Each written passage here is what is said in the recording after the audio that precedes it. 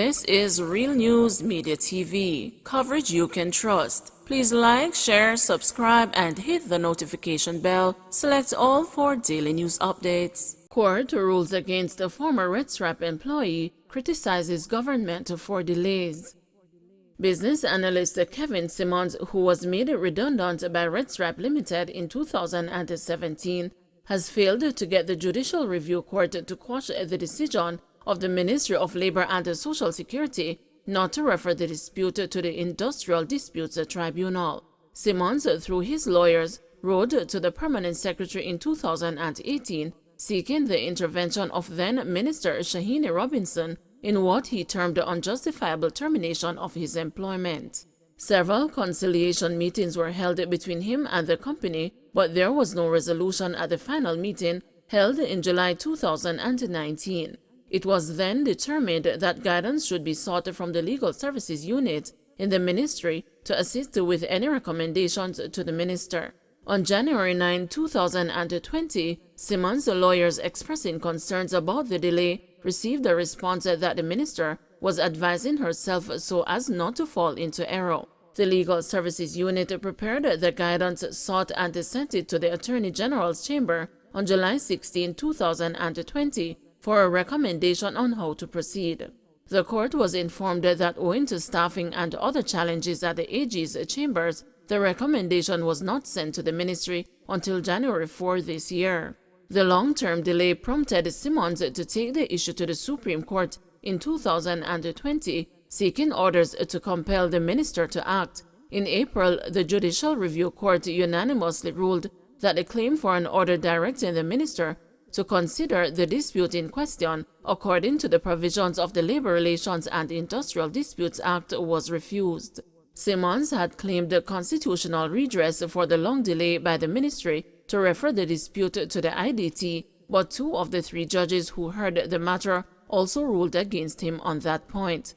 However, the court frowned on the lengthy delay by the minister to inform Simmons of the decision that his case was not going to be referred to the IDT. The decision was communicated just before the start of the trial in January, which led to Simmons having to file an additional claim for an order of certiorari to quash the minister's decision. The court said it accepted the evidence of the attorneys at law for the minister that they encountered some difficulties with the onset of the pandemic, staff shortages, and the relocation of offices, which interfered with the ability to advise the minister before the date they did. There was no evidence of any step taken by the MLSS to remind the minister's attorneys at law of the outstanding recommendation as to how to proceed. There was also no evidence of any communication to Simmons as to the difficulties being faced prior to filing an affidavit on January 18, the second day of the hearing, the court said. The court said although costs were generally awarded against an unsuccessful party because of what transpired in the case, it would depart from that general rule. The court ordered that although the minister succeeded on the claim, the state should nevertheless be made to pay 1/3 of Simmons' cost of the proceedings. Attorneys at law Quam Gordon and Joria Scott, instructed by Samuda and Johnson, represented Simmons. Louise Jean Hacker and Nicole Richards, instructed by the Director of State Proceedings, represented the minister. The court removed the Attorney General as a defendant in the proceedings. The matter was heard by Justices Crescencia Brown Beckford, who wrote a majority of the court's 143-page opinion, Stephanie Jackson Hazley, and Carol Barnaby.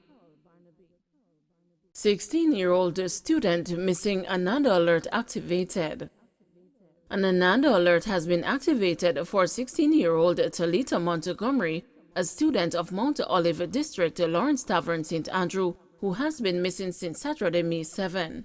Montgomery is of dark complexion, slim build, and is about 157 centimeters or 5 feet 2 inches tall.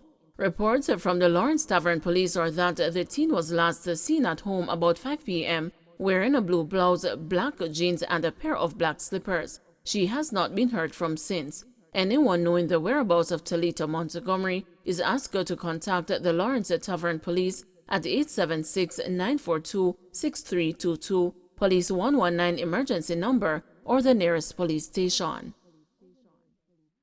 Cabbie killed in St. Mary days after assurance about murder rate there. Despite assurances from the police high command that the murder rate in St. Mary will be reduced, there was another killing in the parish on Thursday night. The incident occurred on the Golden Valley Main Road in Castleton, St. Mary, where 31-year-old taxi operator Caddon Nugent was shot to death by unknown assailants. The latest killing has increased the fears of some residents in the parish that has been traditionally known to have one of the lowest murder rates nationally, but could soon be booted from that enviable category. In Thursday night's incident, it was reported that residents heard loud explosions at about 8:30 p.m. and alerted the police. Some residents, however, went to investigate and later found Nugent slumped over his steering wheel with bullet wounds. He was subsequently pronounced dead at hospital. In reacting to the murder, residents for the most part lamented that St. Mary was once a peaceful parish and that label is fast disappearing. "It was such a quiet place," said a resident in an interview. "St. Mary never used to be this way, man. You hardly hear about murder," observed another resident. Nugent's killing brought the murder tally in the parish since the start of the year to 17 cases. Speaking at a police press conference last Tuesday, Commissioner Major General Anthony Anderson said, "The situation in St. Mary is alarming to us." At the time he spoke, the parish had seen a 700% increase in murders since the start of the year. Up to Tuesday, there were 16 murders committed there, when compared to 2 for the corresponding period last year. However, Anderson expressed the confidence that the murder situation in the parish would be brought under control soon, as additional police assets had been sent there. "We recently sent additional assets to St. Mary to assist them to address that problem. We met with the St. Mary team 2 weeks ago to look at their issues. So I expect that St. Mary will also start to come back into line," he assured. According to Anderson, the majority of the homicides that have been committed in the northeastern parish so far this year were conflict-related and not gang-related, as have been observed in other police divisions. Conflicts start and then become a tit-for-tat. Some of them are related to one family, and then that plays out in a number of murders, he stated. He said, too, that St. Mary's murder tally was still very low in comparison to other police divisions, especially in Western Jamaica, which continues to be a worry for the Jamaica Constabulary Force. There is comfort in the fact that serious crimes in St. Mary continue to trend downwards, as disclosed by head of the St. Mary Police Superintendent Bobette Morgan Simpson recently. Of the 35 cases of violent crimes this year, 28 were resolved, moving the clear-up rate to 80%, she said. JCF urges more males to join its ranks. The Jamaica Constabulary Force has highlighted the need for more males to answer the recruitment call as it seeks to boost the force numbers. Deputy Superintendent in charge of recruiting in the JCF, Diane Bartley, made the observation during a recruitment exercise yesterday at a Manchester High School in the parish. According to DSP Bartley, the force is on a drive to identify more than 1,500 recruits for this fiscal year. Yesterday's exercise saw close to 238 applicants aged 17 to 30 answering the call. However, DSP Bartley noted that more women are showing interest over their male counterparts towards a professional career in the JCF. In this year, I've seen an increase in the number of women. Even this morning, we have 132 women when compared to 104 men.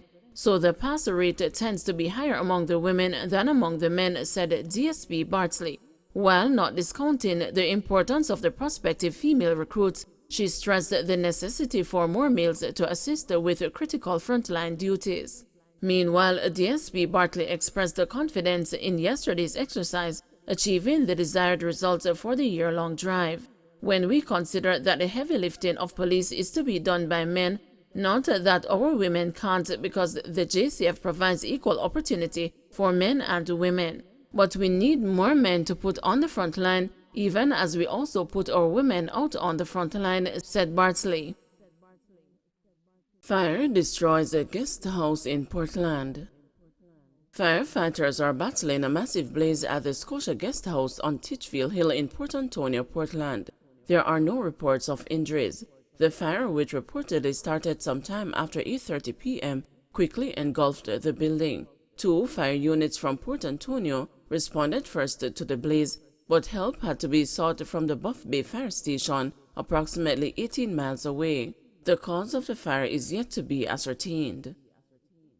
Don't forget to like, share, subscribe, and hit the notification bell. Select all for daily news updates.